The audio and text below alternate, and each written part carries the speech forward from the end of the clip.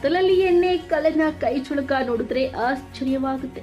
ಡಾಬಾ ಒಂದರಲ್ಲಿ local brand ಎಣ್ಣೆ ಕಳ್ಳನ ಕೈ ಚುಳುಕ. ರಾತ್ರೋರಾತ್ರಿ ಡಾಬಾಗೆ ನುಗ್ಗಿ ಓನ್ಲಿ ಎಣ್ಣೆ ಕದಿಯೋದೇ ಚಾಳಿ.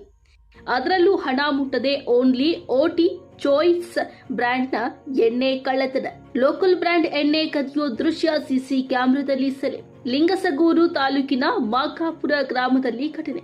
ರಾಯಚೂರು ಜಿಲ್ಲೆಯ ಲಿಂಗಸಗೂರು ತಾಲೂಕಿನ ಮಾಕಾಪುರ ನಿತ್ಯ ಕಳ್ಳತನವಾಗ್ತಿದ್ದ ಡಾಬಾದಲ್ಲಿನ ಎಣ್ಣೆ ಪ್ಯಾಕೆಟ್ಗಳು.